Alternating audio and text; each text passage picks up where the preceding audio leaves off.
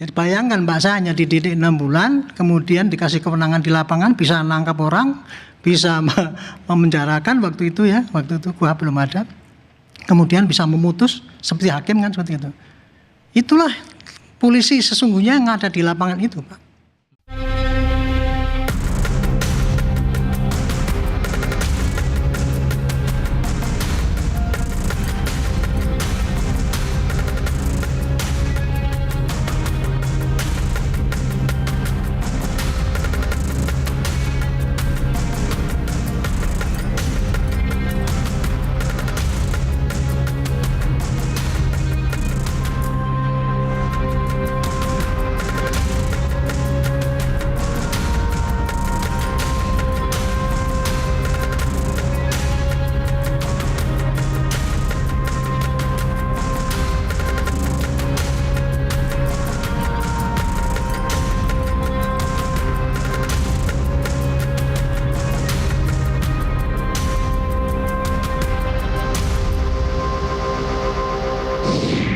Saya ke Pak Yusuf ya, karena Kompolnas kan yang diberikan tugas. Ketua Kompolnas ex officio ini kan Menko ya, otomatis ya. Pasti juga melihat reformasi, sorotan tadi disampaikan oleh Prof. Sulis. Untuk mengembalikan fungsi melindungi, mengayomi, menegakkan hukum, menjaga ketertiban, saya susah sekali. Kompolnas di internal juga sama. Kalau lagi rapat internal bilang ini kayak susah sekali ngurus polisi. Itu gimana? Ya tadi dalam bahasa yang saya sampaikan, secara konsepsi sebenarnya sudah ada itu di Mabes. Tapi tinggal komitmennya. Nah, komitmen itu yang paling penting. Nah, dari mana kira-kira soal komitmen itu tidak kunjung datang? Baru konsistensi. Nah, komitmen itu sambungannya adalah konsistensi. Nah, komitmen membuat yang di bawah ini paham bagaimana. Ya. Kalau sudah terjadi seperti ini kan misalnya kembali ke sekolah aja lagi. Kembali ke sekolah? Iya, menjadi disekolahkan lagi kan begitu. Menjadi pelindung itu sebagaimana. Di tengah kompleksitas persoalan ancaman kejahatan, rawan kejahatan. Ya.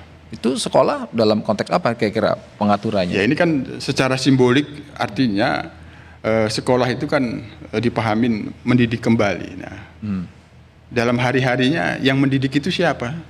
Dalam hari-hari anggota polisi ini, Pak Arianto pasti sudah paham. Itu pimpinannya. Nah, maka komitmen pimpinan, komitmen setiap pimpinan, baru dia konsisten. Bagaimana menghapus budaya militer. Pimpinan memberikan teladan gitu. Betul. Oh, ini yang tidak. Iya. Anda bilang tidak. Iya. Inilah yang masih belum masif menjadi teladan. Oke, saya ke Pak Arianto ya. Pak, sebagai staf ahli Kapolri, ini ternyata dari tadi kita putar-putar diskusi ternyata soal teladan, Pak. Jangan-jangan itu yang dimaksud itu Pak Arianto. Kunci. Ya.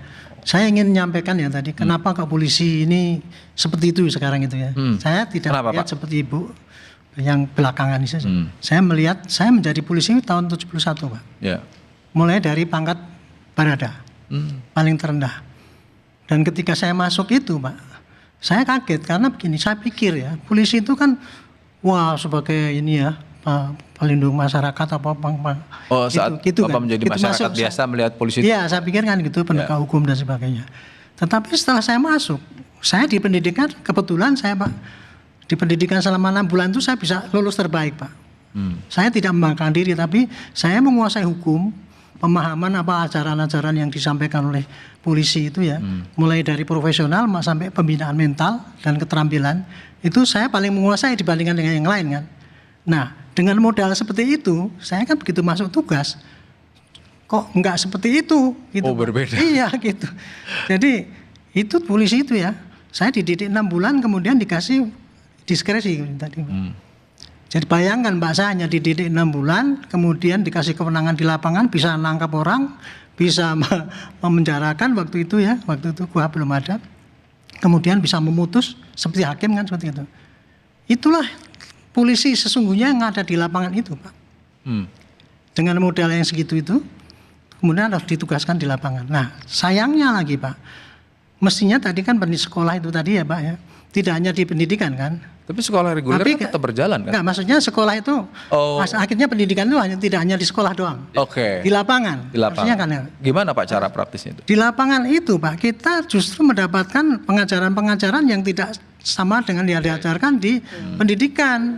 Nah, itulah akibatnya maka terjadilah subkultur polisi itu Pak. Ya. Budaya negatif dari polisi. Itu yang selama ini saya lihat itu bukan hanya terjadi di level bawah saja, sampai ke atas pun lingkungan kita itu kadang-kadang tidak mendukung untuk memberikan pendidikan yang baik. Termasuk nomor satu keteladanan itu. Keteladanan ya. Ada itu. Dan itu Ya, tidak itu gambaran perkembangan polisi Pak. Betul. Dan kemudian polisi itu kok kenapa sih kayak gitu? Polisi Pak sekarang kan lambangnya itu kan ras-rasi watokama ada di kepala itu. Itu artinya adalah abdi utama daripada nusa dan bangsa. Sebagai saya adalah pelayan. ya. Itu kan. Itu mestinya kan dihayati. Dan di setiap pendidikan di level bawah sampai tengah sampai atas pun itu tetap dikasih. Cuman pemahaman seperti itu Pak, itu kemudian kemarin menjadi pudar ketika kita di bawah ABRI. Oke. Dulu kan kita sebagai abdi utama, kemudian sebagai penegak hukum dan Kamtipmas.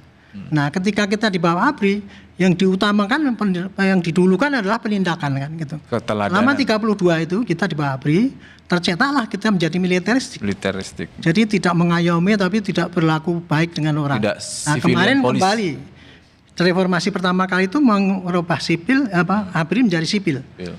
Nah, itu sampai sekarang itu tuh masih belum bisa hilang. Buktinya manggil dan siap gitu. Oh, oke. Saya enggak, itu contoh gitu. Ya. Nah, tapi yang terakhir yang saya ingin sampaikan Pak, sayangnya itu ya pembinaan untuk menjadi abdi utama daripada masyarakat itu kurang intensif di lengan polisi. Karena apa? Satu, karena pengawasan di lingkungan itu lemah sekali. Pengawasan lemah, tidak ada Kenapa teladan. pengawasan lemah? Karena atasannya yang menjadikan sarana untuk pengawasan yang paling bagus itu tidak jalan karena atasannya pun kurang baik. Oke. Itu yang terjadi. Tidak menjadi Jadi teladan, ya. karena pengawasan yang sangat lemah inilah maka kemudian ya akhirnya seperti ini. Oke. Polisi sekarang waktu saya masuk dulu cuma 50.000, sekarang udah 500.000. Baik. Jadi untuk memperbaiki yang seperti banyak gitu tuh tidak mampu pembinaan yang ada sekarang ini. Makanya harus ada kelas program itu harus. Ya, ke Mas Muradi. Yes. Ya kan, ya tadi semua udah bicara ada kata kunci teladan, tidak pimpinan tidak memberikan contoh. Tapi banyak masukan, termasuk juga reformasi ada dua versi loh. Ada internal, ada bentukan presiden, sorotan publik, media nggak kurang-kurang. Ini munculnya reformasi inisiatif ini sekedar untuk menurunkan tensi protes dari masyarakat atau apa? Tapi jangan dijawab dulu. Kita akan kembali setelah yang satu ini. Tetaplah di Satu Meja The Forum.